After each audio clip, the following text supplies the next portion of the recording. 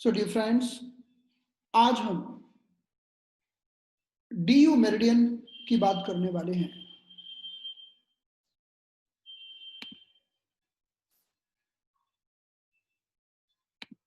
सभी को नमस्कार। हमारे शरीर में मुख्य रूप से 14 मेरिडियन होते हैं। इन 14 को हम बोलते हैं 12+2।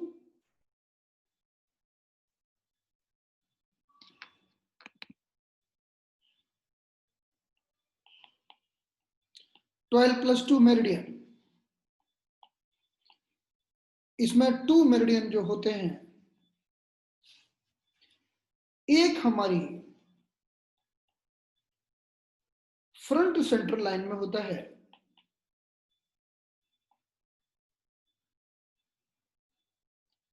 फ्रंट सेंट्रल लाइन में जो जेनाइटल पार्ट से स्टार्ट होता है, जिसे हम पेरिनियम भी कहते हैं, जिसे हम मूलाधार चक्रा भी कहते हैं।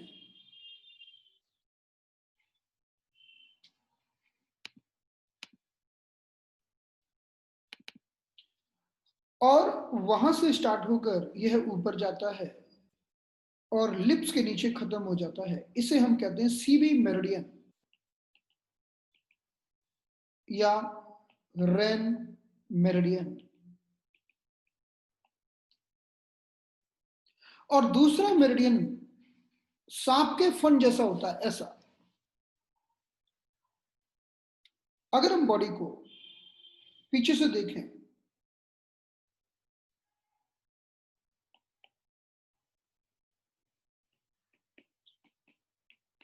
तो एक मेरिडियन हमारे टेलबोन से स्टार्ट होता है। कहां से? टेलबोन से, यानी स्पाइन के सबसे लोअर पार्ट से, जिसे हम टेलबोन कहते हैं, जिसे हम माकड़ हाड़ कहते हैं, जिसे हम कॉकिक्स कहते हैं, कॉकिक्स। और वहां से स्टार्ट होता है।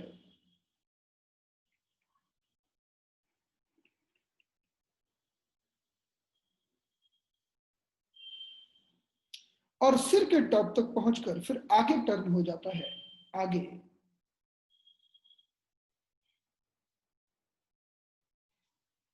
और यह भी लिप्स के ऊपर खत्म होता है। तो ये बैक साइड में जो मेरिडियन होता है, इसे हम कहते हैं डीयू मेरिडियन या गवर्निंग बेसल मेरिडियन। जीबी मतलब गवर्निंग बेसल।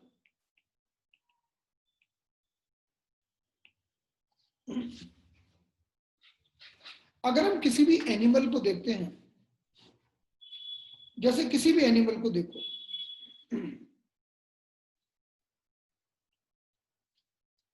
उसका मुंह इस तरह से होता है, किसी भी एनिमल का।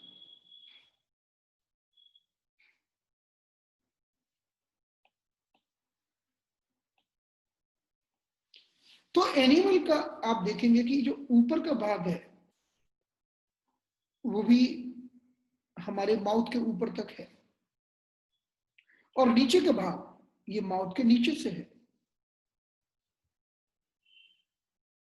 इसी तरह से हमारा ड्यू मेरिडियन हमारे बिल्कुल माउथ तक आता है, नाक के नीचे।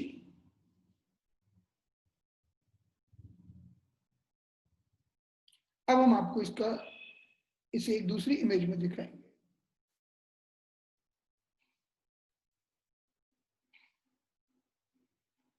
तो देखिए, ये मैं आपको दिखा रहा हूं हमारी टेलबोन। ये व्यू थोड़ा डिफरेंट टाइप का है। मैं आपको टेलबोन दिखा रहा हूं इसमें।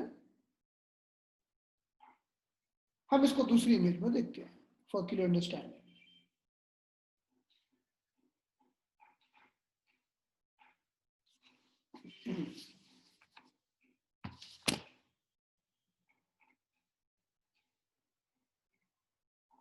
अगर हम इस इमेज को देखें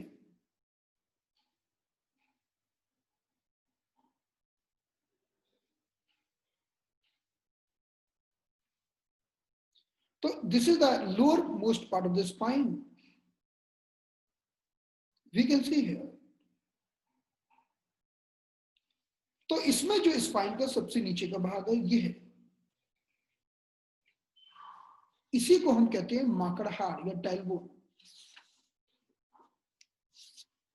यहीं से, इसके लोअर टिप से हमारा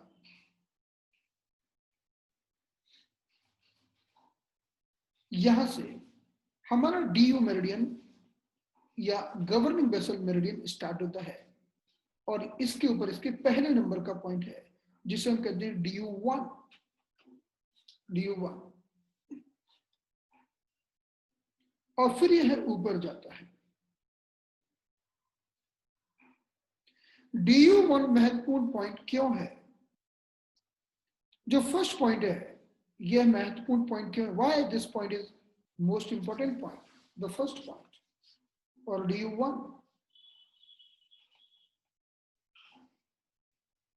Because the DU1 is the, or governing vessel 1 is the Leo connecting point of governing vessel meridian।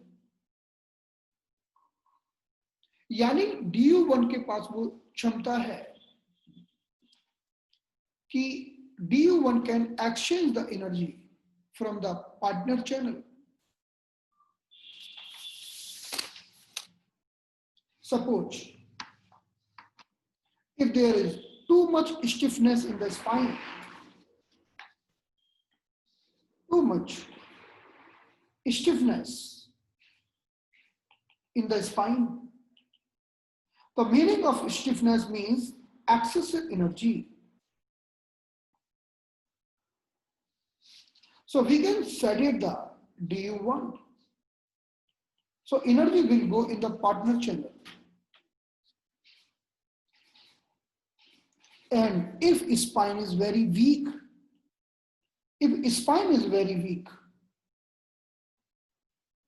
and we want to invite more energy in the spine, then we can tonify the DU1, which is the Leo connecting point of the spine। तो DU1 हमारे governing vessel meridian का या DU meridian का वो बिंदु है जिसके पास ऊर्जा को एक्सचेंज करने की ताकत है, क्योंकि यह लियो कनेक्टिंग पॉइंट है, और जो हमारे टिप ऑफ द टेलबोन पर पाया जाता है, टिप ऑफ द कोकिक्स पर पाया जाता है। फिर इसके बाद हमारा गवर्निंग वेसल मेरिडियन ऊपर की ओर चढ़ता है। Now we can see the governing vessel 2।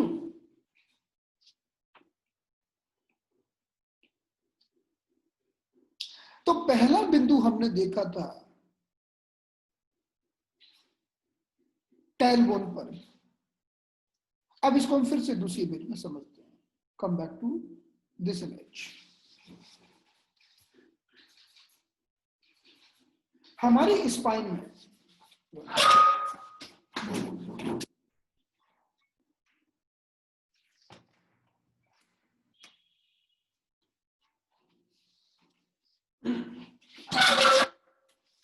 अगर पूरी स्पाइन को आप देखें, so this is the cervical spine, ये गर्दन की स्पाइन है। This is the thoracic spine, ये पीठ की स्पाइन है। This is the lower back और लंबर स्पाइन। फिर इसके नीचे ये है जो ट्रायंगल शेप की बनी है, इसको हम कहते हैं सैक्रल स्पाइन। और सबसे नीचे ये है टेलबोन, टेलबोन या इसे हम कहते हैं कॉकिक्स। तो पहला भाग हुआ सर्वाइकल, दूसरा थोरेसिक, तीसरा लंबर, चौथा सैक्रम, पांचवा टेलबोन। ऐसे हमारे स्पाइन के टोटल 5 भाग होते हैं। अब हम ने पहला डीयू का पॉइंट देखा, कहां पर? टेलबोन के सबसे नीचे, यानी जहां पर हमारी स्पाइन एंड होती है, वो था हमारा गवर्निंग वेसल 1। अब हम बात कर रहे हैं गवर्निंग वेसल 2 की। तो गवर्निंग वेसल 2 वहां होता है जहां हमारी सैक्रम खत्म होती है, यानी सैक्रल स्पाइन। तो अगर हम टेलबोन को हटा दें, ये टेलबोन है, अगर मैं इसको हटा दूं तो अब मुझे मिलेगा DU2 पॉइंट। DU2, इस स्थान को हम कहते हैं सैक्रल हाइटस, यानी हमारे सैक्रम का सबसे नीचे का भाग, जहां पर थोड़ा सा एक होल होता है ताकि नर्व निकल सके। हाइटस का मतलब होता है छेद, होल। तो अब हम इस इमेज में वापस देखते हैं। Now we can see in this image. In this image, we can see very clearly. So this is the sacral spine, or the end of the sacral spine. This is the governing vessel 2. अब हम अगली image में देखते हैं। Now look at in this image.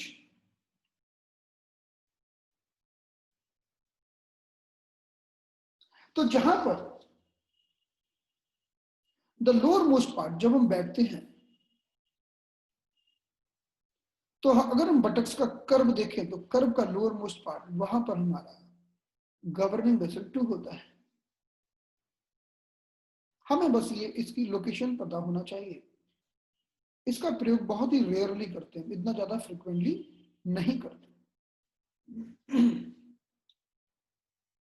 तो governing vessel meridian हमारा ऊपर की ओर चढ़ता जा रहा है। Now this meridian is going upward, upward, upward, like that you can see.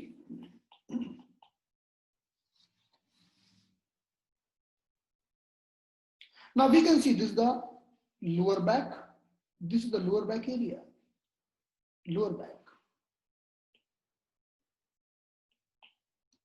So this is the starting of lower back, and this is the ending of lower back.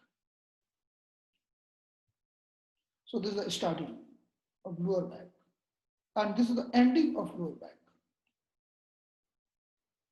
हमारा कमर का भाग, यानी वो भाग जो हम कहते हैं बहुत पतला होना चाहिए, यानी इस हम एक्सरसाइज करके इस भाग को पतला कर सकते हैं, ये वो भाग है। तो उसका ये अपर एंड है स्टार्टिंग, और ये लोअर एंड है। तो जो अपर एंड होता है,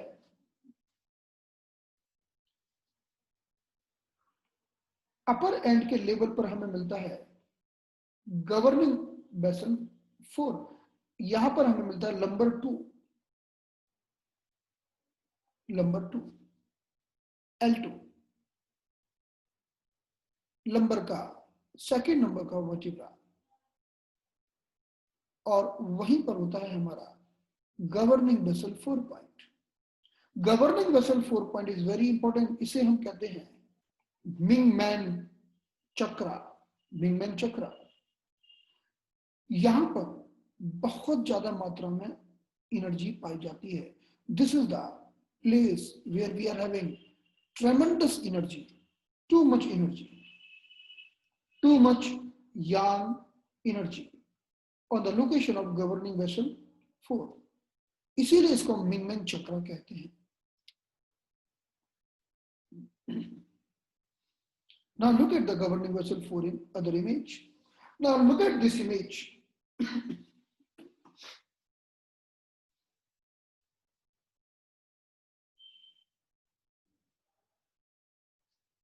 So look at this. This is the sacrum. This is the lumbar 5. This is the lumbar 4, lumbar 3 and lumbar 2. तो लंबर 2 के नीचे ही हमारा ये गवर्निंग वेसल 4 है। ये हमारी कमर के स्टार्टिंग में है। Governing vessel 4 is very important point because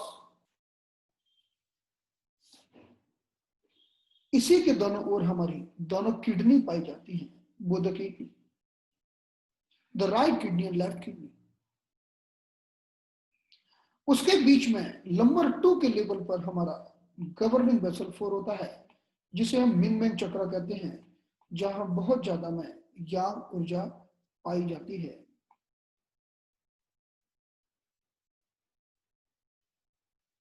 तो अगर हम बॉडी को यहां से देखें पीछे से, look at the body from the back side. One kidney, two kidney, in between we are having governing vessel 4 at the level of lumbar 2 vertebra. इसी के दोनों तरफ हमारा किडनी का पॉइंट होता है, जिसे हम कहते हैं UB23. UB23. UB23 is the back-soup point of kidney.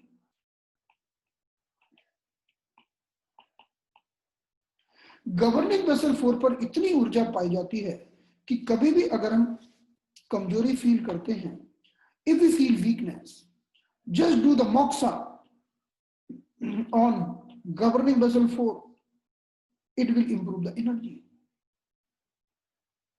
जब कोई व्यक्ति फील करता है कि वो नपुंसक है या उसको अर्ली डिस्चार्ज हो जाता है, अर्ली इजैकुलेशन हो जाता है, शीघ्र पतन हो जाता है ड्यूरिंग सेक्सुअल इंटरकोर्स, इसका मतलब है कि मिंगमेंग चक्र कमजोर हो गया है।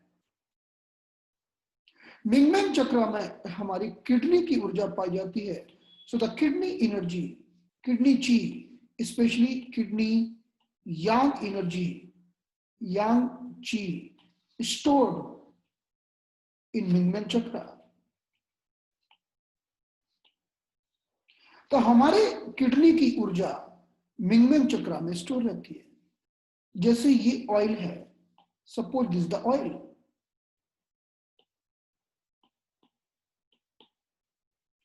these are the two kidneys, in between we have मिंगमेंग चक्र। इस मिंगमेंग चक्र में एनर्जी स्टोर्ड है, जैसे तेल होता है। अब इसको जला दो, दीपक को जला दो तो ये फ्लेम बन जाता है। इसी तरह से हमारे मिंगमेंग चक्र में बहुत सारी ऊर्जा स्टोर्ड है।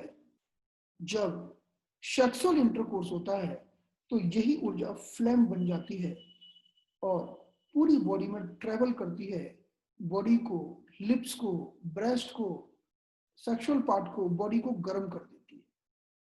तो जब मिंगमेंग चक्र कमजोर होता है, गवर्निंग वेसल कमजोर होता है, गवर्निंग वेसल जब मिंगमेंग चक्र कमजोर होता है तो व्यक्ति को लो बैक पेन और नो सेक्सुअल डिजायर या फिर नो कैपेसिटी ऑफ इरेक्शन और early ejaculation, early discharge, erectile dysfunction हो जाता है।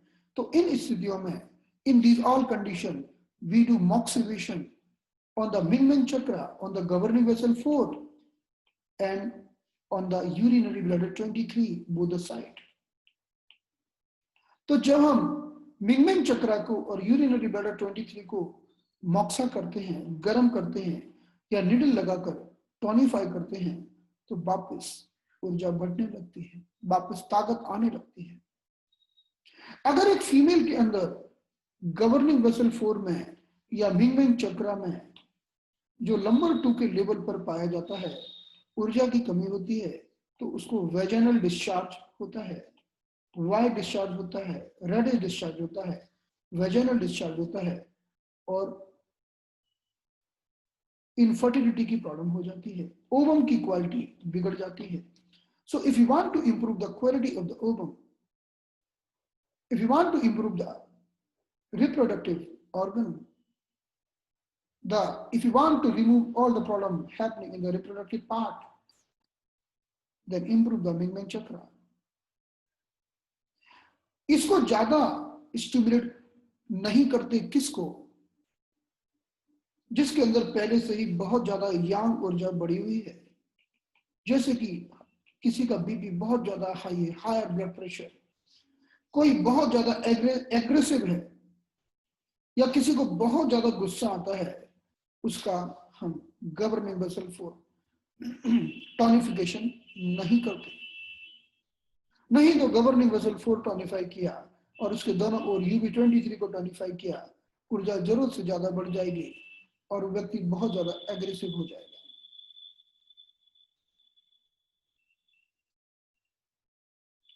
इसी तरह से हम जैसे जैसे ऊपर जाते हैं, हमारा गवर्निंग वेसल ऊपर जाता है।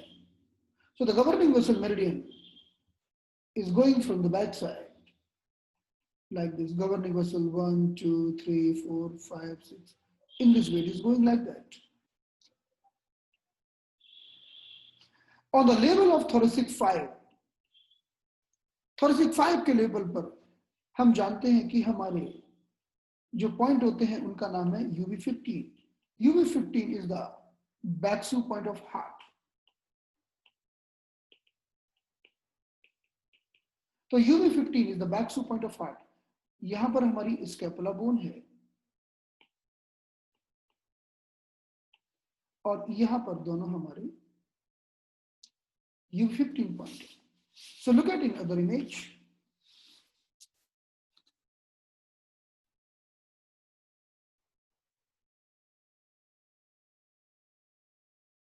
So look at in this image.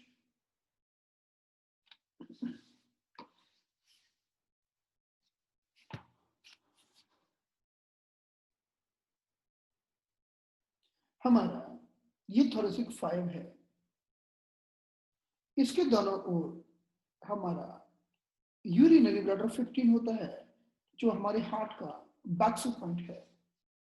तो बीच में जो बिंदु होता है दैट इज का गवर्निंग वेसल 11 जो भी हार्ट पर ही काम करता है. इस लेवल पर आप कहीं भी हॉरिजॉन्टल चले जाओ, पूरे पॉइंट हार्ट पर ही काम करेंगे. तो governing vessel 11 is a very good point for the heart. कहां होता है? वहीं जहां पर हार्ट का वैक्स पॉइंट होता है on the level of thoracic 5. अगर आप दूसरी इमेज में देखें, इसके लिए आपको थोड़ा सा हड्डियों की जानकारी होना चाहिए. तो कोई दुबला पतला व्यक्ति हो, उसकी आप हड्डियां आराम से काउंट कर सकते हैं. तो कोई दुबला पतला व्यक्ति मिलेगा तो उसकी हड्डियां काउंट करिएगा, तो आपको आराम से ये गवर्निंग वेसल 11 मिल जाएगा. So governing vessel 11 is the good point for heart. तो जैसे हम कभी भी किसी की हड्डियां गिने, तो देखिए अगर कोई दुबला पतला व्यक्ति है, if someone is thin, then you can count all the bones from the back side. You can tell the person lie down and you can count all the bones very easily. So like cervical 1, 2, 3, 4, 5, 6 and 7. इसके बाद आप चालू होता है हमारा thoracic. Thoracic 1, 2, 3, 4 and 5. इसके नीचे जो बिंदु होता है इसी को हम कहते हैं governing vessel 11. It is very good point for heart. तो जहां से हमारा थोरेसिक चालू होता है, तो जहां पर हमारा सर्वाइकल खत्म होता है और थोरेसिक चालू होता है, उनके बीच में, उनके जंक्शन पर यह एक बिंदु पाया जाता है जिसे हम कहते हैं DU14. DU14 इसे हम कहते हैं on the junction of C7 and T1. Thoracic की जहां भी सर्वाइकल खत्म होती है, गर्दन खत्म होती है, अगर आप अपने हाथ को ऐसे पीछे रखो जहां गर्दन खत्म होती है, तो वहां पर एक उभरी हुई गांठ जैसी मिलेगी आपको. देखिए जरा, ऐसे गर्दन पर हाथ घुमाइए, तो जहां गर्दन नीचे खत्म होती है वहां पर रखिए हाथ, गर्दन को आगे मोड़िए, you will feel one elevated part. आपको वहां एक उठा हुआ भाग मिलेगा, वही हमारा DU14 है. DU14 इसलिए अच्छा बिंदु है क्योंकि it is very good point for fever. इस पर आप फीवर में ये बिंदु लगाओ तो फीवर कम हो जाता है, उतर जाता है। फीवर क्यों उतरता है, उसका कारण है, देखो फीवर आता है गर्मी से, यांग से, और DO14 हमारा वो बिंदु है शरीर का, इट इज द पॉइंट जहां पर all the Yang meridian crossing this DO20 point, passing from this point। तो एक बिंदु को स्टिमुलेट किया, सेडेट किया, तो सारे के सारे यांग सेडेट हो जाते हैं और फीवर कम हो जाता है। तो DO14 is very good point for fever and for viral infection, जो हमारे C7 और T1 के जंक्शन पर पाया जाता है। एक बार एक पेशेंट को 15 दिन से फीवर नहीं उतर रहा था, हल्का हल्का फीवर बना ही रहता था। हमने देखा कि जब हमने DO14 लगाया 2 दिन तो उसका फीवर उतर गया। सो DO14 is very good point for the fever and viral infection, क्योंकि जितने भी यांग मेरिडियन होते हैं, यांग मतलब हीट, वो सारे के सारे इस बिंदु को क्रॉस करके जाते हैं। तो इस तरह से हम देखेंगे हमारा DO meridian is keep on going in the upper side।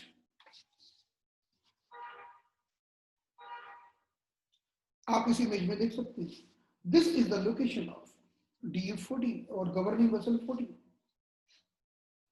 जहां पर हमारी गर्दन खत्म होती है और थोरेसिक वर्टिब्रा स्टार्ट होती है, उनके बीच में हमारा गवर्निंग वेसल 14 पाया जाता है। It is very good for fever and viral infection.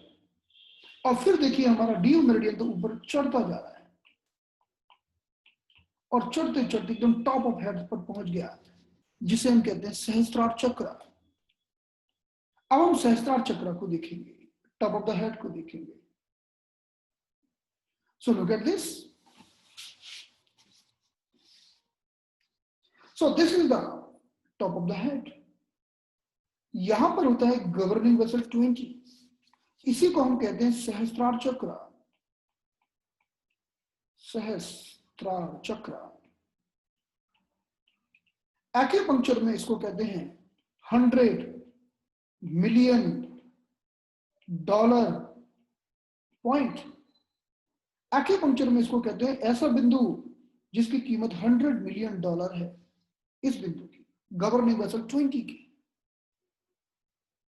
इसे कई लोग बोलते हैं the meeting point of all Yang meridian. हमारे जितने भी यांग मेरिडियन होते हैं सब यहां पर आके टॉप ऑफ द हेड में मिलते हैं। हमारे DO20 पर सारे यांग मेरिडियन और एक लिवर मेरिडियन मिलता है।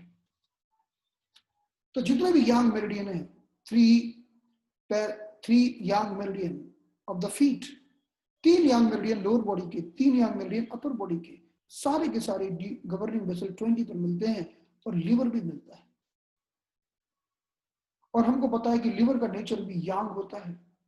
तो जब भी किसी के अंदर यांग ऊर्जा को लिफ्ट करना हो तो हम इस बिंदु को टोनिफाई कर देते हैं, मॉक्सा कर देते हैं, और यांग ऊर्जा को कम करना हो तो इसको सेडेट कर देते हैं, इससे ब्लड निकाल देते हैं या काला रंग लगा देते हैं, सेडेट कर देते हैं। सो this is the $100 million point of the body. अब जो बहुत महत्वपूर्ण बात है वो यह है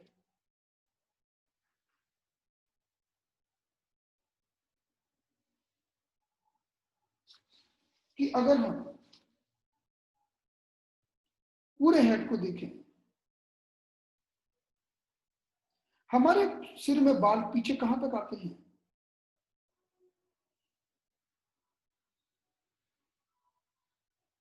Look at other image.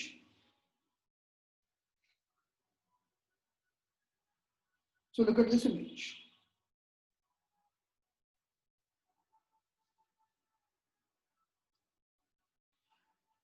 आगे बाल कहां तक हैं? आगे बाल हैं यहां तक। So this is called anterior hair line,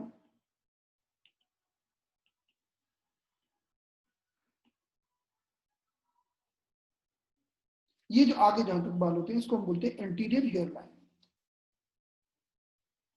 और पीछे बाल जहां तक रहते हैं, इस पीछे बाल जहां तक जुड़े रहते हैं उसे हम कहते हैं पोस्टीरियर हेयर लाइन।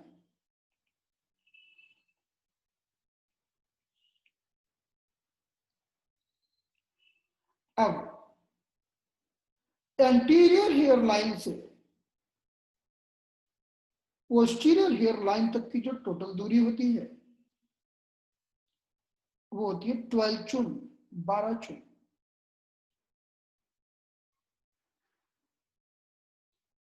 अगर हम एंटीरियर हेयर लाइन से 5 चुन पीछे जाते हैं,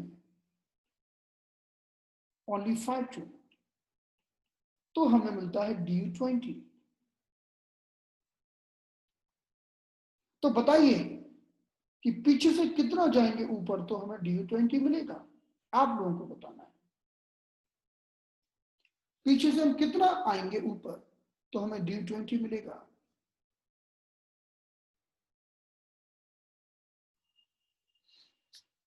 सेवन चुन इज द राइट आंसर। फिर से समझिए कि पूरे आगे की हेयरलाइन से जहां आगे बाल जुड़े हैं और जहां पीछे बाल जुड़े हैं, यहां से लेके ऐसी पूरी लंबाई 12 चुन की है, 12 चुन। और आगे की हेयरलाइन से हमारा DU20 पॉइंट 5 चुन की दूरी पर है। तो अगर पीछे से नापेंगे तो कितने चुन की दूरी होगी? होगी 7 चुन। तो हम क्या बोलते हैं कि DU20 कहां होता है? हम बोल सकते हैं 5 चुन from the anterior hairline, या हम बोल सकते हैं 7 चुन from the posterior hairline. This is the location of DU20। और DU20 वो बिंदु है जहां पर सारे के सारे यांग मिलते हैं, all the Yang meeting here, all yang meeting here. So this is the meeting point of all yang with liver. Liver is also meeting here. अगर इसको हमने मोक्सा कर दिया तो हमारी ऊर्जा को बहुत लिफ्ट कर देता है। इसीलिए अगर किसी फीमेल का यूट्रस बाहर निकल गया हो, जिसे हम कहते हैं यूट्राइन प्रोलैप्स, और अगर आप DU20 को मोक्सा कर दो, सिंगल सिटिंग में, आप सिर्फ एक सिटिंग में उसका रिजल्ट देखेंगे। हमने किया है, हमने जब मोक्सा किया DU20 पर तो हमने देखा एक सिटिंग में फर्क पड़ा। जब किसी मेल और फीमेल का रेक्टम बाहर निकल जाए तो DU20 पर मोक्सा करने से DU20 क्या करता है? यांग है, यांग का काम है चीजों को ऊपर की तरफ खींचना, अपवर्ड लिफ्ट करना। तो जब भी हमारे शरीर में कोई भी चीज इधर उधर खिसक गई हो, जैसे कि स्लिप डिस्क, जैसे कि प्रोलैप्स, रेक्टम प्रोलैप्स, जैसे कि यूट्राइन प्रोलैप्स, यूट्रस बाहर निकल गया, रेक्टम बाहर निकल गया, कोई भी चीज बाहर निकल गई अपनी जगह छोड़कर, और जैसे हम इस पॉइंट को मोक्सा करते हैं तो वो लिफ्टिंग फोर्स क्रिएट करता है और चीज अपनी जगह आ जाती है। DU20 को कहते हैं हमारे शरीर का सबसे महत्वपूर्ण पॉइंट है, जिसे हम कहते हैं $100 मिलियन पॉइंट। इसी बिंदु को हम ट्रैंकुलाइजर भी कहते हैं, ट्रैंकुलाइजर। हमारे पास एक पेशेंट आया जो अफीम का सेवन करता था, ओपियम। तो अफीम के सेवन के कारण पिछले 6 महीने से 1 मिनट भी नहीं सोया था। आप कल्पना कर सकते हैं कि 6 महीने कोई 1 मिनट भी ना सोए तो क्या कंडीशन होगी। तो मास्टर टुंग ने कहा है कि जब भी कोई सोता नहीं तो अगर आप एक पॉइंट ये ले लो और एक पॉइंट इसके थोड़ा पीछे, लगभग 1 चुन पीछे, एक पॉइंट थोड़ा आगे ले लो और इन 3 पॉइंट्स को लगा दो तो उसको नींद आने लगती है, ऐसा मास्टर टुंग ने कहा है। और ट्रेडिशनल एक्यूपंक्चर में भी कहा है कि हमारा ट्रैंकुलाइजर पॉइंट है, जिसे हम कहते हैं गवर्निंग वेसल 20। हमने उस व्यक्ति को यहां ट्रीटमेंट दिया और बोला कि गाय का घी 2 से 4 बूंद नाक में डालो दिन में 2 बार, और इस बिंदु को हमने ट्रीटमेंट दिया और हमने देखा कि 5 से 6 दिन में धीरे धीरे करके पहले आधा घंटा नींद आई, 2 घंटा नींद आई, बढ़ती गई और कुछ समय के ट्रीटमेंट के बाद 8 घंटे नींद आने लगी। तो ये DU20 हमारे शरीर का बहुत अच्छा ट्रैंकुलाइजर पॉइंट है। ट्रैंकुलाइजर का मतलब है जो मन को शांत कर दे, एकदम प्रशांत अवस्था में ले जाए। तो इसके डबल काम है, यानी ऊर्जा को बढ़ा भी सकता है और ऊर्जा को घटा भी सकता है जैसी जरूरत।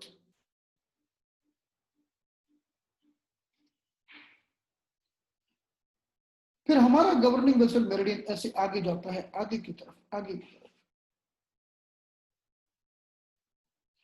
और ऐसे आगे मिड लाइन को क्रॉस करता हुआ नाक के नीचे खत्म होता है।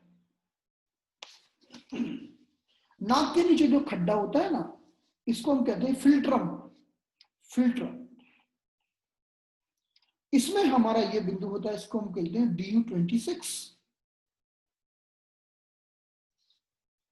DU26 का प्रयोग करते हैं हम जब कोई व्यक्ति अनकॉन्शियस हो जाता है, किसी को हार्ट अटैक आता है, स्ट्रोक आता है, जब कोई व्यक्ति बेहोश हो जाता है, तो हम ये नाक के नीचे इस बिंदु को दबाते हैं, जिसे हम कहते हैं DU26।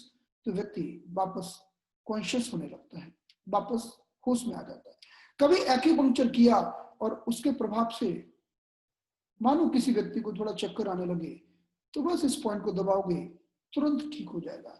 इस पॉइंट का सीधा संबंध हमारे ब्रेन से, हार्ट से है, तो तुरंत दबाओ तो व्यक्ति ठीक हो जाता है।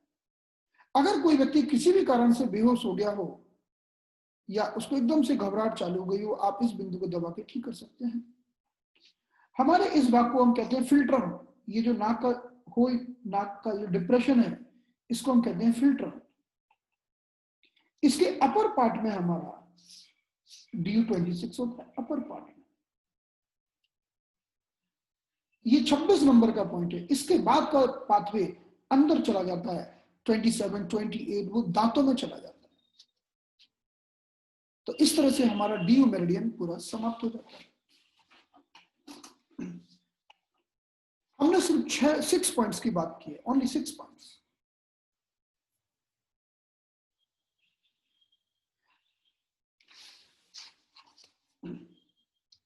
तो देखिए एक बार फिर से हम आपको 6 पॉइंट बताते हैं।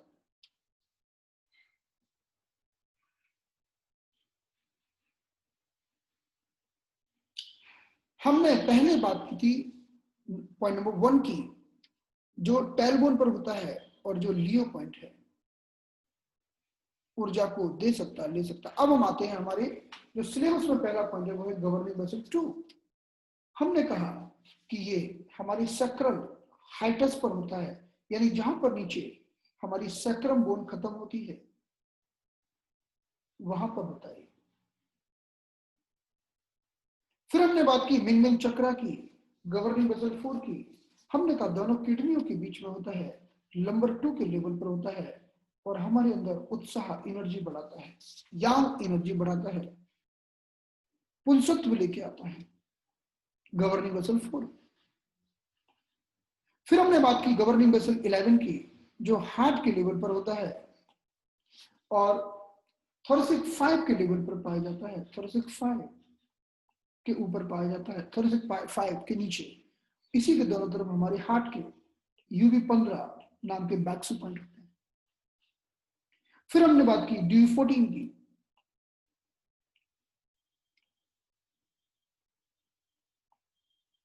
DU14 वो बिंदु होता है जहां गर्दन समाप्त होती है, थोरेसिक चालू होता है, सारे यांग मेरिडियन मिलते हैं। इसीलिए इस बिंदु को ट्रीटमेंट देके हम फीवर को और वायरल इन्फेक्शन को कम कर सकते हैं। फिर हम टॉप ऑफ द हेड पर आए और हमने बताया आपको कि सारे यांग मेरिडियन मिलते हैं गवर्निंग वेसल 20 पर और लिवर मिलता है। इसको टॉनिफाई करके पूरी बॉडी में हर चीज को ऊपर लिफ्ट कर सकते हैं, उठा सकते हैं और इसको ट्रैंक्विलाइजर भी पॉइंट कहते हैं, यानी यह मन को शांत और प्रशांत करता है, मन में शांति लेके आता है, नींद लेके आता है। फिर हमने लास्ट पॉइंट समझा DU26, जो नाक के नीचे फिल्ट्रम में होता है, फिल्ट्रम के अपर 1/3 पार्ट में ये पाया जाता है। फिर 27, 28 ये बिंदु हमारे दांतों में चले जाते हैं, मुंह के अंदर। तो इस तरह से हमारे कोर्स में यह बिंदु थे। अब मैं आपको 2-3 जनरल चीजें बता देता हूं, फिर हम आगे बढ़ेंगे। तो देखिए, सब्जुगेशन का मतलब है ग्रांड मदर, वो हम जानते हैं। जैसे हमारी 5 एलिमेंट साइकिल में अगर हम आपको कहें कि लिवर किसको सब्जुगेट करेगा, तो डेफिनेटली आप कहेंगे कि स्प्लीन को सब्जुगेट करेगा, क्योंकि liver is the grand mother. Liver is the grand mother, तो किसको सब्जुगेट करेगा? स्प्लीन को सब्जुगेट करेगा, कंट्रोल करेगा। ग्रांड मदर का काम है कंट्रोल करना, सब्जुगेट करना। किसको? अपने ग्रांडसन को। अगर हम बात करें कि ये हमारी किडनी है और ये लंग है, तो क्या होता है हमारे शरीर में? लंग बहुत सारा लिक्विड किडनी को देता है और किडनी को बोलता है कि यूरिन के फॉर्म में निकाल दो।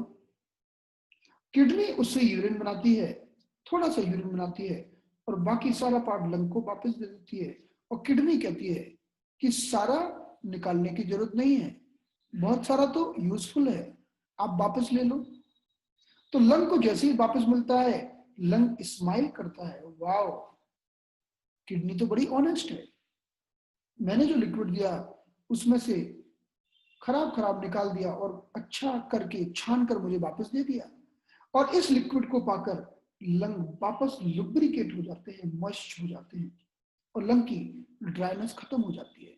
अगर ये लिक्विड लंग को ना मिला होता तो लंग सूख जाते, ड्राई हो जाते, सूखी खांसी हो जाती, ड्राई स्किन हो जाती, क्योंकि लंग ही स्किन को कंट्रोल करते हैं। तो अगर हम 5 एलिमेंट की साइकिल में देखें तो लंग किडनी को कुछ देता है और किडनी लंग को कुछ देता है। तो लंग ने किडनी को दिया तो मदर ने सन को दिया। इसको तो हम कहेंगे क्रिएशन साइकिल। लेकिन अगर किडनी ने लंग को दिया उल्टा, तो इसको हम बोलेंगे एंटी क्रिएशन साइकिल। तो हमारे शरीर में दोनों साइकिल लगातार चालू रहती हैं। माँ अपने बेटे को देता है और बेटा अपनी माँ को देता है। लंग ने लिक्विड दिया किडनी को और किडनी ने वापस दे दिया। ये माँ बेटे का आपस का संबंध है, यानी क्रिएशन साइकिल भी चालू है और एंटी क्रिएशन साइकिल भी चालू है। ऐसे हम देखेंगे कि हमारी शरीर में जो किडनी होती है, किडनी में बहुत सारी ठंडक होती है, तो वो लिवर को दे देती है और लिवर भी कूल हो जाता है। और लिवर हमारी आंखों को कूल रखता है। तो किसी की आंखें कूल नहीं है, हो सकता है कि किडनी कमजोर है, क्योंकि किडनी मदर है। तो किडनी यिन ने लिवर यिन को जब कुछ दिया, इसको हम क्या कहेंगे? मदरसन लॉ या क्रिएशन साइकिल। Creation cycle. तो लिवर हमेशा अपनी मां से यानी किडनी से ठंडक प्राप्त करता रहता है। Liver always taking the coolness from the kidney and kidney always giving the coolness to the liver. उसी कूलनेस के को जब वो आंखों में भेजता है तो आंखें ठंड आती है, आंखें कूल हो जाती है, नहीं तो आंखें गरम गरम लाल हो सकती हैं। 5 एलिमेंट की साइकिल में हम जानते हैं कि हर एलिमेंट का अपना एक कलर होता है। जैसे कि हम बात करें कि अर्थ एलिमेंट है, इसका कलर होता है येलो। और अर्थ एलिमेंट किसको कंट्रोल करेगा, किसको सब्जुगेट करेगा? ये सब्जुगेट करेगा वाटर एलिमेंट को।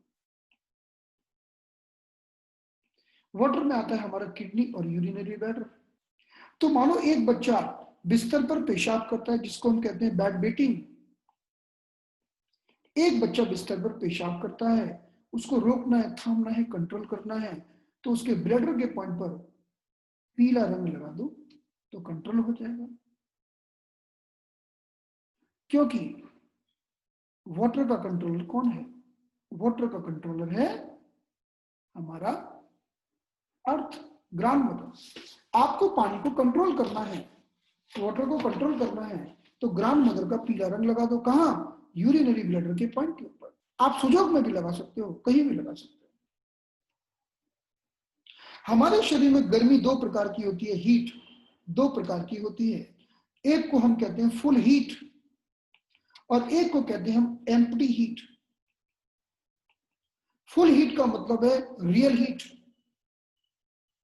और एम्प्टी हीट का मतलब होता है झूठी मूठी हीट, यानी हीट है ही नहीं, लग रही है बस, है, ये झूठी है।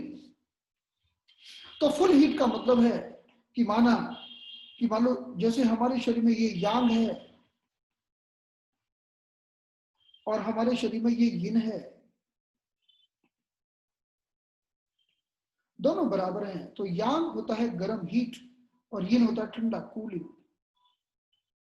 अब मान लो बाहर का वातावरण बहुत गर्म हो गया या हमने कुछ गर्म गर्म दवाइयां खाई, हमारे शरीर में गर्मी बढ़ गई, मानो हम या कुछ भी हुआ, गर्मी बहुत बढ़ गई, तो यांग हो गया इतना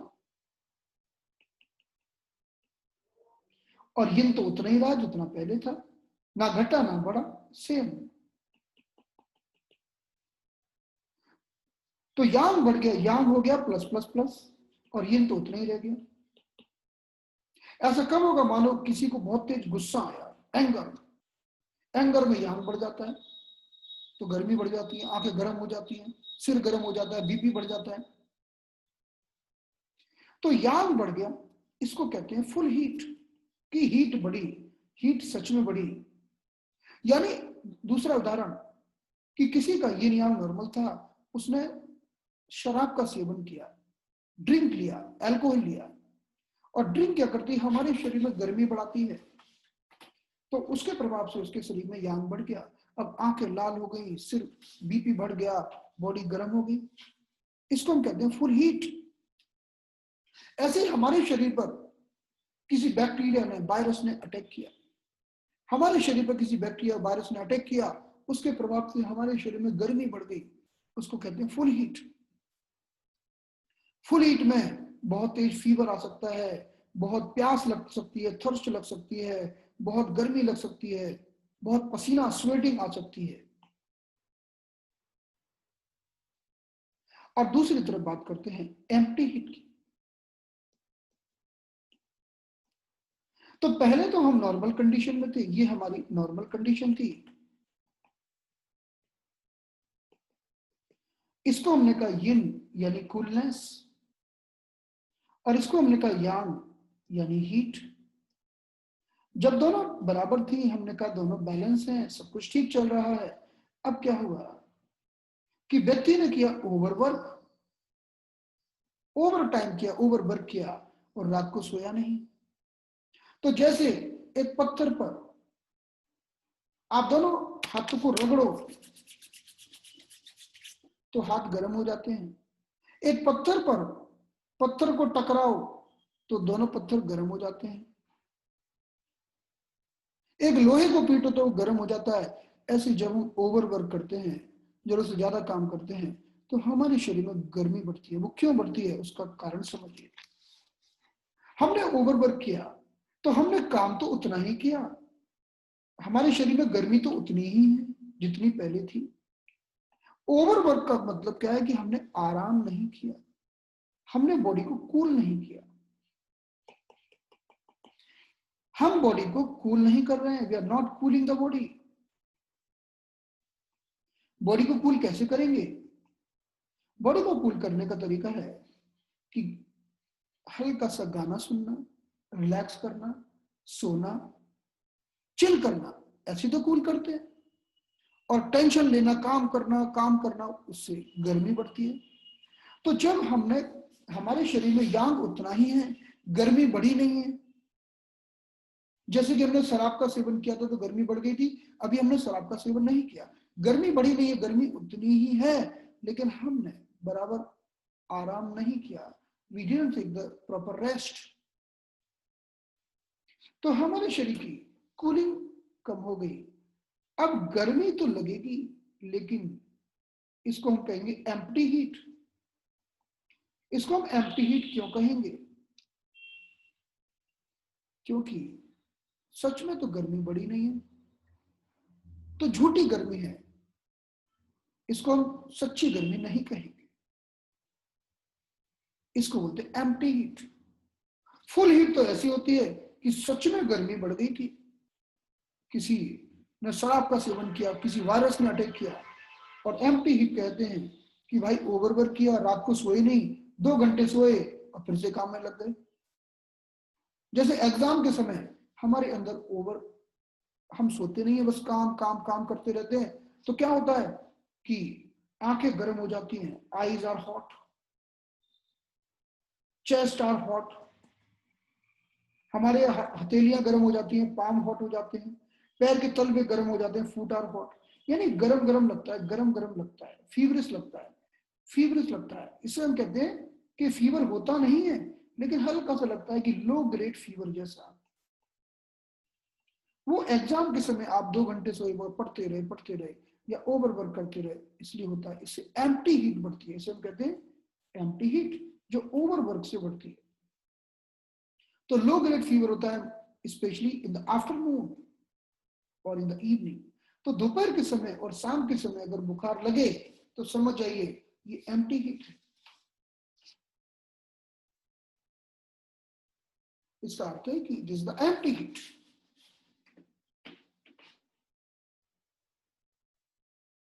अब मैं आपको एक चीज बताना चाहूंगा कि हमारे शरीर में ये गर्मी है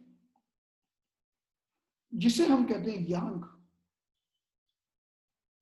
और ये ठंडक है जिसे हम कहते हैं यिन। तो गर्मी भी जरूरी है, गर्मी होगी तभी तो खाना पचेगा, गर्मी होगी तभी तो दिमाग काम करेगा, दिमाग तो गर्मी होगी तभी तो आप क्रिकेट खेलेंगे, फुटबॉल खेलेंगे, स्पोर्ट्स खेलेंगे और एग्रेसिवली अपना काम करेंगे। काम करने के लिए एग्रेशन जरूरी है, वो यांग से आता है। यांग मीन्स एग्रेशन, यांग मीन्स एनर्जी, यांग मीन्स एग्रेशन। और यिन क्या होता है? यिन कहते हैं ठंडक, कूलिंग। तो यांग तो एनर्जी है और यिन है मटेरियल। जैसे हमारे शरीर का जो फ्लूइड है, लिक्विड है, जो हमें बॉडी को कूल करता है, वो यिन है। यिन हमेशा मटेरियल होता है। जैसे एक स्टोन है और एक कोई एनर्जी है, तो स्टोन को हम यिन कहेंगे और एनर्जी को हम यांग कहेंगे। अब समझिए कि यिन बढ़ता है। अब किसी व्यक्ति का क्या हुआ कि पहले तो यांग इतना था और यिन भी बराबर था, दोनों इक्वल थे, बैलेंस थे, इक्वल एंड बैलेंस। अब धीरे धीरे क्या हुआ, हमने देखा कि कई फीमेल एकदम से ओवरवेट हो जाती हैं, उनका साइज बड़ा हो जाता है और उनको थायराइड की प्रॉब्लम हो जाती है। क्यों होती है? टेंशन कर करके पूरी एनर्जी, यांग एनर्जी उसी में खपा देती हैं, तो यांग तो हो जाता है कम, यांग तो रह गया इतना सा और यिन तो उतना ही है। यांग डेफिशिएंट हो गया, ऊर्जा कम हो गई, काम करने की ऊर्जा कम हो गई। ये थी ऊर्जा और ये तो शरीर का material, this is the material of the body. तो जब ऐसा बनता है तो कंपैरेटिवली यिन इज हाई। जब ऐसा होता है तो बॉडी को मैसेज जाता है कि यिन बड़ा है, यिन बड़ा है, यिन बड़ा है। तो बॉडी के ऑर्गन में एनर्जी कम हो जाती है और साइज उनका बड़ा होने लगता है। तो जब भी यांग डेफिशिएंसी होती है तो मोटापा आता है, ओवरवेट होता है, ओवरवेट। थायराइड की प्रॉब्लम होती है जिसे हम कहते हैं हाइपोथायरॉयडिज्म, हाइपोथायरॉयडिज्म। ऐसा क्यों हुआ? क्योंकि यांग ऊर्जा कम हो गई। क्योंकि यांग ऊर्जा कम होती है। एक व्यक्ति मान लो एकदम दुबला पतला है, एकदम पतला, और एक व्यक्ति मोटा है, तो हम कहेंगे कि ये यांग है क्योंकि ये तेज दौड़ेगा, हल्का है, और ये यिन है क्योंकि इसके पास ज्यादा वजन है, ओवरवेट है। तो यांग का मतलब होता है एनर्जी, लाइट वेट, और यिन का मतलब होता है मटेरियल। तो जब भी हमारे शरीर में यांग कम होता है, यांग कम होता है, यांग डेफिशिएंट होता है, तो शरीर का साइज पतला नहीं रह पाता, तो शरीर का साइज बढ़ता है, ओवरवेट। इतना ही नहीं, अगर मान लो लिवर में यांग कम हो गया, लिवर का एग्जांपल नहीं लेते, किडनी का लेते हैं। अगर किडनी में यांग कम हुआ, किडनी यांग डेफिशिएंसी, तो किडनी इनलार्जमेंट हो सकता है, किडनी का साइज बढ़ जाएगा। हार्ट में यांग कम हो गया तो हार्ट का इनलार्जमेंट हो जाएगा, हार्ट का साइज बढ़ जाएगा। तो हमारे अगर प्रोस्टेट में यांग कम हो गया, रिप्रोडक्टिव पार्ट में यांग कम हो गया, यांग डेफिशिएंसी, तो प्रोस्टेट इनलार्जमेंट हो जाएगा। तो जब भी किसी भी चीज का इनलार्जमेंट होता है, इनलार्जमेंट या उसका साइज बढ़ना, इंक्रीजिंग साइज, तो इसका कारण है यांग डेफिशिएंसी। यांग डेफिशिएंसी मतलब ऊर्जा कम हो गई है, तो व्यक्ति अब फूलेगा, मोटा हो जाएगा। अब हम अपनी क्विज की ओर बढ़ते हैं।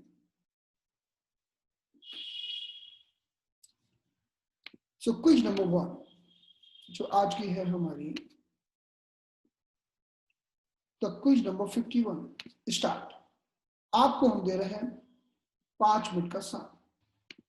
The question number 1, liver blood is good, then heart blood will be good। कितना सिंपल क्वेश्चन है कि लिवर का ब्लड अच्छा है तो उसके सन का ब्लड भी अच्छा होगा। क्या मतलब है इसका?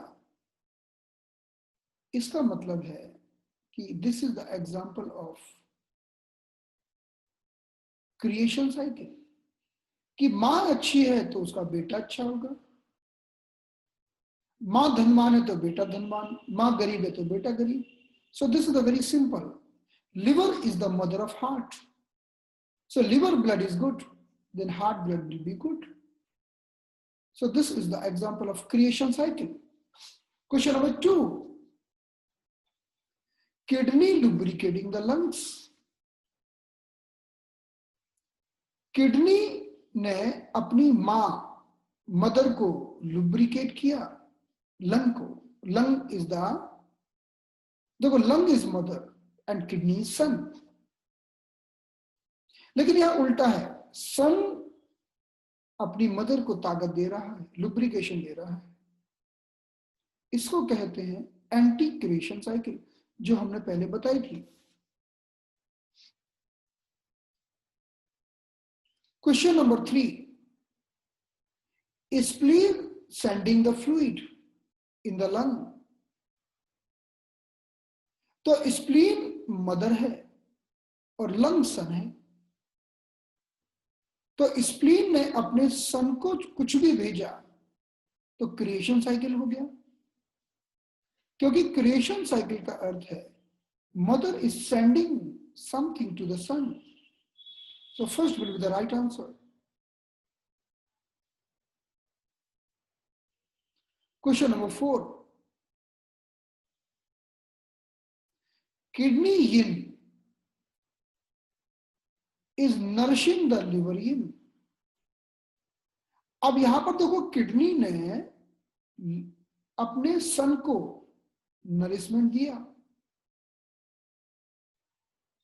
तो मदर अपने सन को नरिशमेंट दे रही है, तो फिर से क्रिएशन साइकिल हो गया। कितना सिंपल है सारा का सारा, creation cycle. Kidney is the mother and liver is the son, question number 5,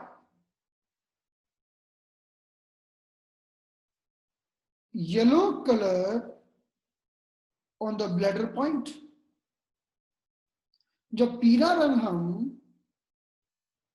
bladder के पॉइंट पर लगाते हैं, ब्लैडर के ऊपर लगाते हैं, तो ब्लैडर के ऊपर पीला रंग क्यों लगाते हैं?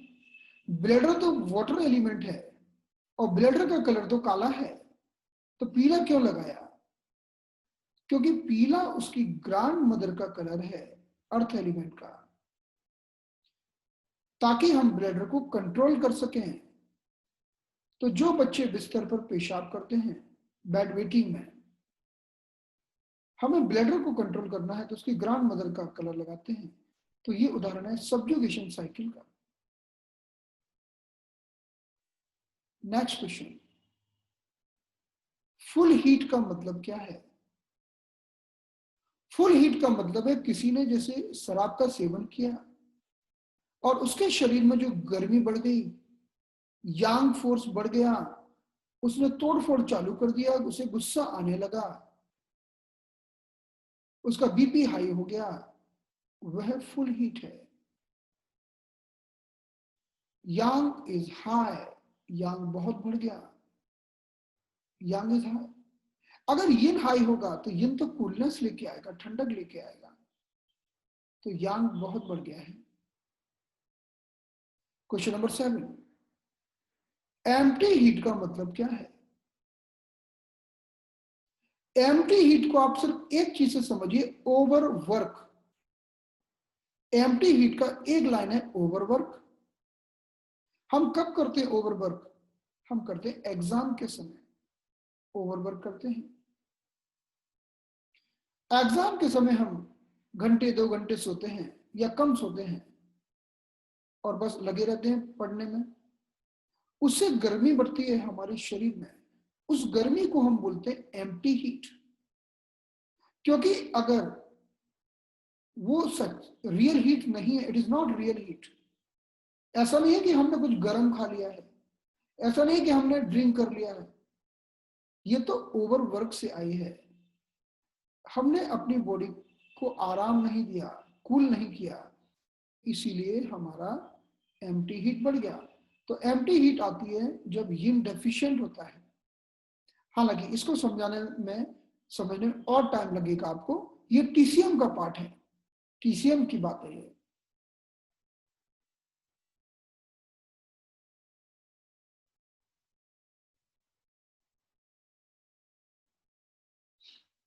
Question number 8, the low grade fever in the evening. ये हमारे टीसीएम का एक बहुत बड़ा डायग्नोस्टिक टूल है, लाइन है। जब भी कोई ओवरवर्क करता है, ओवरवर्क कर करके उसके अंदर जब गर्मी बढ़ जाती है, तो शाम के समय उसे फीवरिश लगता है। कई फीमेल्स जब घर में बहुत ज्यादा काम करती हैं, आराम नहीं करती, सुबह से रात तक काम काम काम, तो कई बार शाम को उनको फीवरिश लगता है, ऐसा लगता है कि बॉडी में बुखार जैसा है। तो वो जो फीवर फीलिंग ऑफ फीवर होती है, the feverish feeling, low grade fever afternoon में और इवनिंग में, वह इसलिए होता है यिन कम हो गया है, कूलिंग कम हो गया है, शरीर का रेस्टिंग पीरियड कम हो गया है, यिन इज डेफिशिएंट। तो उसमें गर्मी जो बढ़ती है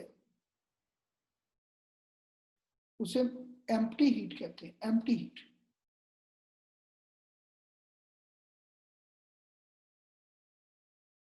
एक्चुअली ये जो पेपर है ना, ये हमने अपनी एडवांस क्लास के लिए बनाया था, लेकिन इसमें डाल दिया, थोड़ा कठिन है, I can understand, little difficult. Question number 7 का आंसर है यिन। यिन का मतलब समझिए, यिन का मतलब क्या है? यिन का मतलब है आराम करना, यिन का मतलब है सोना, यिन का मतलब है हॉलिडे पर जाना, चिल करना, यिन का मतलब ये है। और यांग का मतलब है काम काम काम। तो जब आप सोते नहीं तो गर्मी बढ़ती है, जब आप सोते नहीं यानी यिन डेफिशिएंट कर देते हैं तो गर्मी बढ़ती है, उसी को हम एम्प्टी हीट कहते हैं।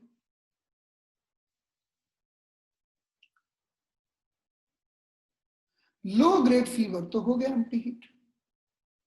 Question number 9, the cause of swelling. अब ये तो बहुत शानदार क्वेश्चन है, लेकिन इसके लिए आपको दिमाग लगाना पड़ेगा। मुझे लगा आप समझ जाएंगे, लेकिन अभी जैसे कि चैट बॉक्स में देख रहा हूं, मुझे लग रहा है इसको बहुत डिटेल में समझाना पड़ेगा।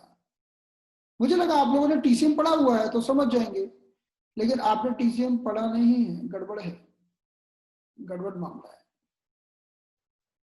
ये तो टीसीएम के एबीसीडी है। द रूट ऑफ स्वेलिंग, देखो प्रोस्टेट इनलार्जमेंट हो जाता है, प्रोस्टेट का साइज बढ़ जाता है। आपको पता तो होना चाहिए आखिर है क्या ये, एक्यूपंक्चर में हम इसे क्या कहते हैं। What is the meaning of prostate enlargement, what is the meaning, kidney का साइज बढ़ गया, किडनी इनलार्जमेंट हो गया, हार्ट इनलार्जमेंट हो गया। एज पर द एक्यूपंक्चर जब भी कोई इनलार्जमेंट होता है तो उसे हम कहते हैं यांग डेफिशिएंसी। जैसे समझो एक हाथी है, एलिफेंट, और एक है टाइगर। एक तरफ एलिफेंट, एक तरफ टाइगर। बताइए कौन तेज दौड़ेगा? Definitely tiger. Who will run fast? Definitely tiger. So tiger is yang, yang is aggressive, yang is energetic, yang is enthusiastic, and elephant is yin, stable, कम एंथुसियास्टिक है, धीमे धीमे दौड़ेगा। एलिफेंट दौड़ेगा तो धीमे दौड़ेगा, तो वो yin है।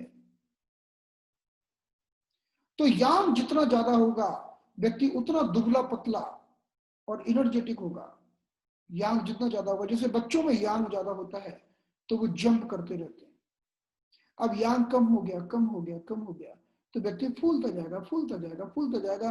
आपने देखा आजकल जो फीमेल्स पहले एकदम फिट होती हैं, बाद में उनका वेट एकदम बढ़ जाता है।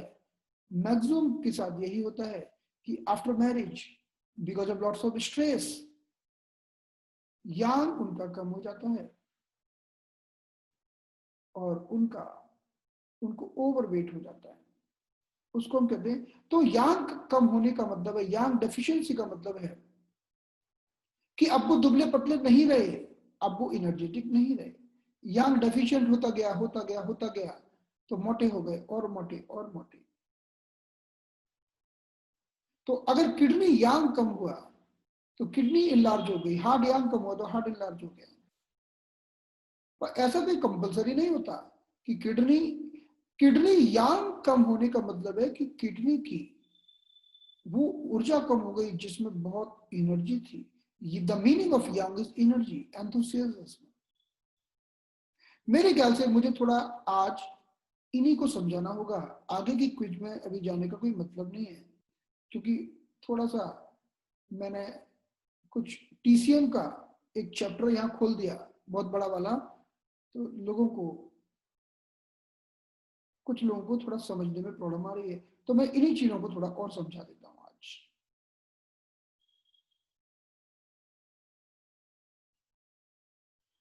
9 का आंसर है, the question number 9, the cause of swelling and water retention under the skin. जब सूजन होती है एक्यूपंक्चर में क्या कहते हैं? सूजन का मतलब है कि पानी बह नहीं रहा, water is not flowing, so it means yang is not there, so not flowing. Yang deficiency is the right answer. Yang deficiency create the swelling. Prostate enlargement क्या है? यांग डेफिशिएंसी। हार्ट इनलार्जमेंट क्या है? यांग डेफिशिएंसी। चलिए आज इसी पर discussion करेंगे, आगे की क्विज हम कल करेंगे, आज थोड़ा इसी पर डिस्कस कर लेते हैं, थोड़ा सा ओनली 5 to 10 मिनट्स, क्विज नहीं करेंगे। तो अगर कोई किसी को जाना है तो जा भी सकता है, यानी जो लोग टीसीएम कर चुके हैं। बाकी 10 मिनट्स में आपको यिन यांग बता देता हूं। 1 मिनट।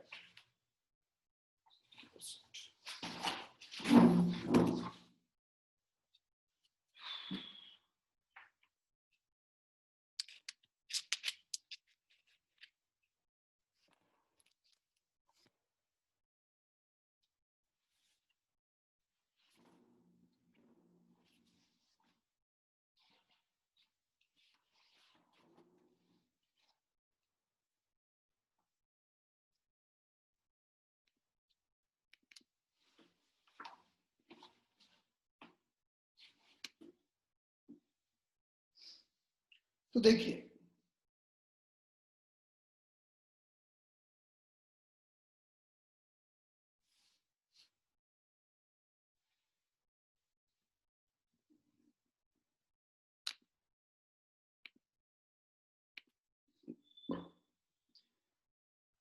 हमारे शरीर में हम बात करते हैं दो तरह की ऊर्जाओं की, एक है यिन और एक है यांग।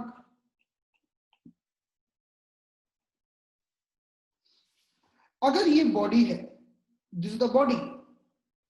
अभी थोड़ा चैट बॉक्स को कुछ समय के लिए बंद रखो, है ना, थोड़े समय के लिए, उसके बाद आप क्वेश्चन पूछिएगा। हमने एक मिट्टी का पुतला बनाया, मिट्टी का पुतला, just we made a one statue, but it is not live.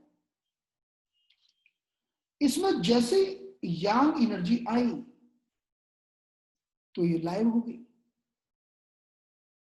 तो the meaning of yin is material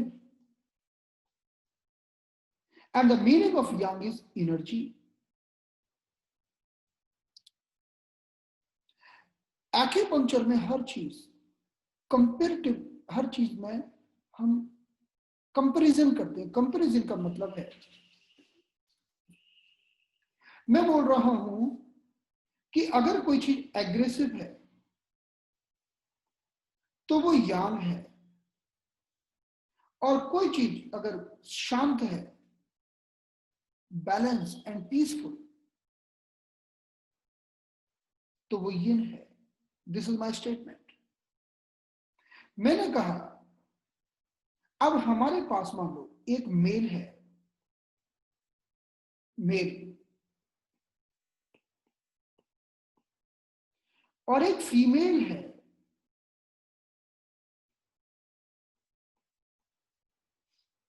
तो बताइए कौन यांग है कौन यिन है? तो डेफिनेटली हम कहेंगे कि मेल यांग है और फीमेल यिन है। क्यों? क्योंकि मेल नेचर से एग्रेसिव होते हैं और फीमेल उनकी तुलना में कूल होती है, तभी वो पेशेंसफुल होती हैं और कूल होती हैं। अगर वो पेशेंसफुल और कूल नहीं होती तो अपने गर्भ में 9 महीने बच्चे को नहीं रख पाती। अगर मेल से कहो कि 9 महीने बच्चे को गर्भ में रख ले, इम्पॉसिबल है, क्योंकि उसके अंदर एग्रेशन है, इतना पेशेंस नहीं है। तो यांग हम किसको कहते हैं? जो एग्रेसिव होता है, मेल के अंदर जो मेल सेक्स हार्मोन होता है जिसे हम टेस्टोस्टेरोन कहते हैं, वो मेल को ज्यादा यांग बनाता है। और फीमेल के अंदर जो हार्मोन होता है जिसे हम एस्ट्रोजन कहते हैं, वो उसको यिन बनाता है। अब चलिए, मैंने बात की हमारे पास दो फीमेल हैं, टू फीमेल्स।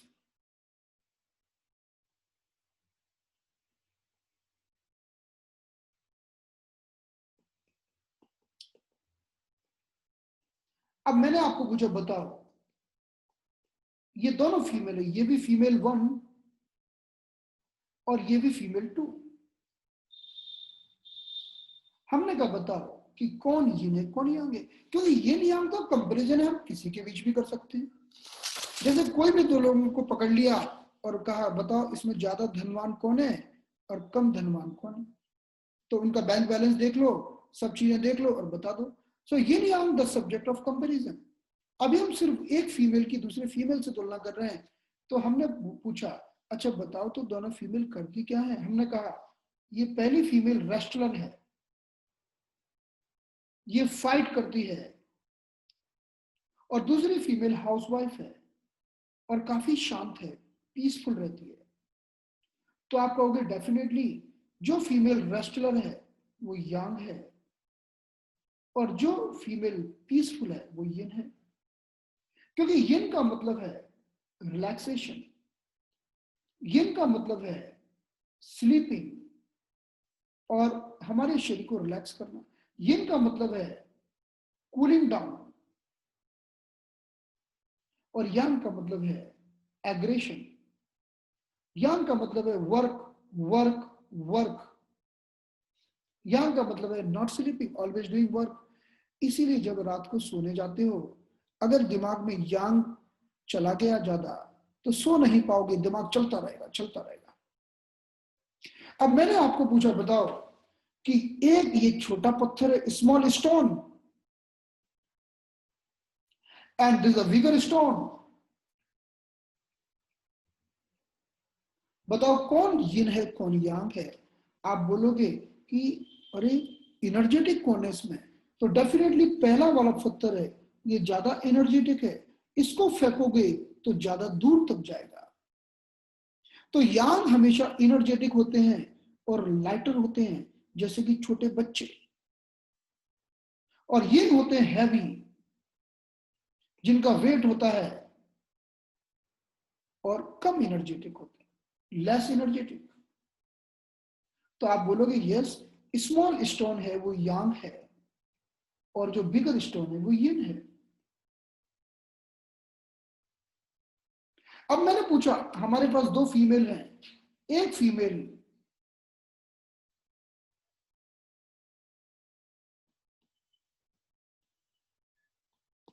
ये है और दूसरी फीमेल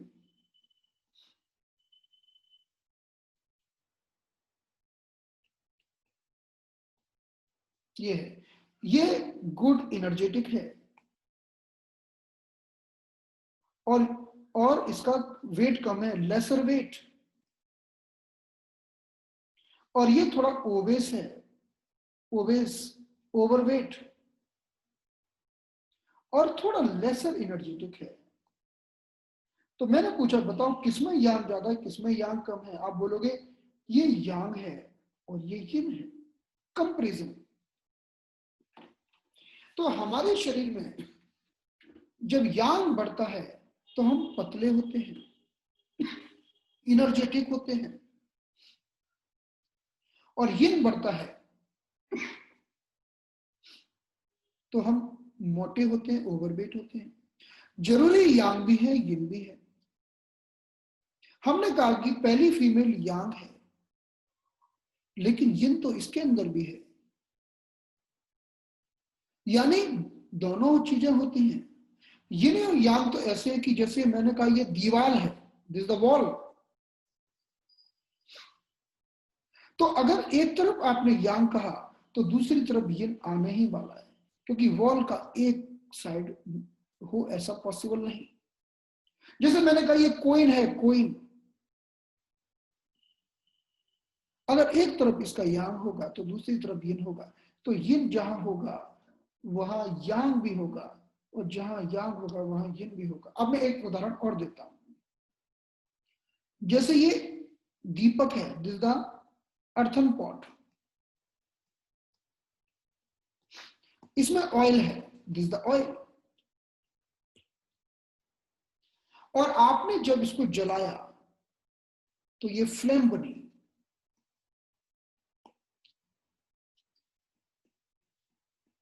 तो देखो ऑयल है वो फ्लेम में कन्वर्ट हो रहा है, तो ऑयल तो है मटेरियल, तो ऑयल को हम कहते हैं यिन, और जब इसे गरम गरम फ्लेम बन गई उसको हम बोलते हैं यांग।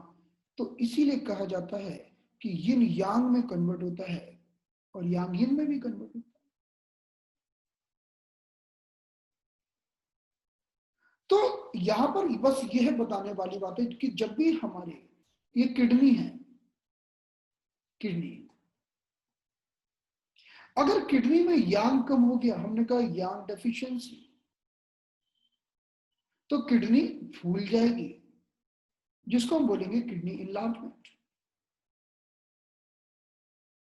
क्योंकि यांग का मतलब है कम वेट, लेकिन यांग जैसे जैसे कम होगा तो वो चीज बड़ी होती है। तो इसीलिए जब प्रोस्टेट में यांग कम हुआ, प्रोस्टेट में यांग डेफिशिएंसी हुई, तो प्रोस्टेट इनलार्जमेंट हो गया। हार्ट का काम है धड़कना, all the time, pumping pumping, तो यह हार्ट का काम है यांग फोर्स। लेकिन अगर हार्ट में यांग की कमी हो गई, हमने कहा यांग डेफिशिएंसी, तो हार्ट पहले जैसा दुबला पतला नहीं रह पाएगा और थोड़ा सा ओवर वेट हो जाएगा, जिसको हम कहते हैं हाइपरट्रॉफी। हाइपरट्रॉफी यानी हार्ट का साइज बढ़ना। रिपोर्ट में लिखा रहता है कार्डियोमेगली, मैगेली, मैगेली करते बढ़ गया। तो स्प्लीन का साइज बढ़ना यानी स्प्लीनोमेगली, तो स्प्लीन में यांग कम हो गया। कार्डियोमेगली यानी हार्ट में यांग कम हो गया। तो इसी तरह से जब थायराइड में यांग कम हो जाता है, यांग डेफिशिएंसी हो जाती है, तो थायराइड के फंक्शन कम हो जाते हैं और फीमेल्स ओवरवेट हो जाती हैं। इसीलिए हम उसको कहते हैं हाइपोथायरॉयडिज्म। यहां हाइपो का मतलब है कम होना, फंक्शन कम हो गई तो ओवरवेट हो जाता है। तो इसे हम कहते हैं यांग डेफिशिएंसी। समझ में आए? अभी थोड़ा यिन यांग समझ में आए, और हीट का सिस्टम थोड़ा कल समझा देंगे और तो समझ में आ जाएगा। अभी यांग और यिन में किसको क्लियर है?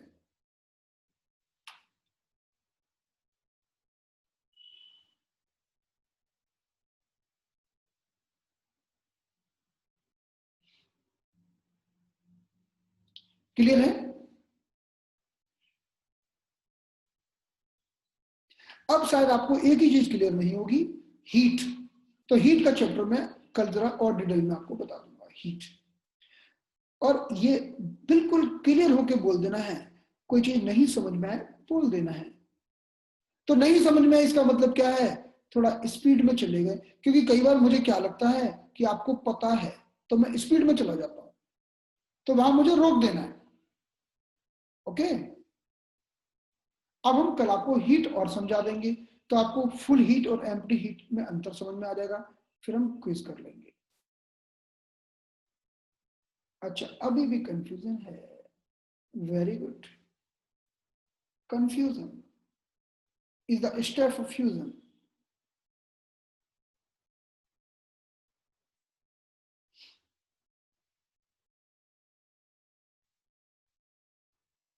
हम सब लोग जब जन्म लेते हैं ना, तो हमारे अंदर यांग फोर्स बहुत होता है। एक बच्चा जो 4 साल का है, उसको बोलो 1 घंटा बैठ जा शांति से, sit down for 1 our and don't move, क्या वो आपकी बात मानेगा? बिल्कुल नहीं। वो जंप करेगा, कूदेगा, चीजों को खींचेगा। That is yang force. Yang means doing doing doing doing doing. Yang का मतलब है कुछ ना कुछ करते रहना, हलचल करते रहना। एक बच्चा दिन भर खेलना चाहता है, दिन भर, वो यांग फोर्स है। और हम बड़े हो गए, अब हम बैठे रहते हैं सारा दिन ऑफिस में, अपने काम में। क्या बच्चे जैसे हम खेलते हैं, बच्चों जैसा डांस करते हैं? नहीं करते। तो हमारे अंदर वो यांग कम हो गया है। तो जैसे जैसे हमारी उम्र बढ़ती है, यांग कम होता चला जाता है, और बुढ़ापे में तो यांग बिल्कुल ही खत्म, कम हो जाता है, एकदम कम हो जाता है। इसलिए जब हम ओल्ड हो जाते हैं, तो ना तो खुद शैतानी करते, ना करने देते हैं, क्योंकि बहुत ज्यादा यांग कम हो जाता है। लेकिन अगर हम बच्चे बने रहें ऑल द टाइम, तो हमारे अंदर यांग एनर्जी हमेशा बनी रहेगी, हमेशा हमेशा यांग एनर्जी बनी। आज अगर आपको थायराइड की प्रॉब्लम है, तो इसीलिए है क्योंकि आपने अपनी यांग एनर्जी खो दी। आज अगर आपका वेट बढ़ गया है, तो इसीलिए बढ़ गया है। आप कितना भी डाइट करो, थोड़ा कम होगा, वापस बढ़ जाएगा। अगर आपको कांस्टेंट पतला रहना है, तो बच्चों की तरह हो जाओ, बच्चों की तरह। मौका मिले तो खेलो, मौका मिले तो डांस करो, मौका मिले तो मस्ती करो। और आपकी उम्र कितनी भी हो, आप कुछ समय बच्चों के साथ बिताओ, तो आपके अंदर यांग फोर्स अपने आप बढ़ेगा, तो आपका थायराइड अपने आप ही कम हो जाएगा, और आप धीरे धीरे पतले हो जाएंगे, एकदम पतले। ओवरवेट का ट्रीटमेंट, थोड़ा समय बच्चों के साथ बिताओ।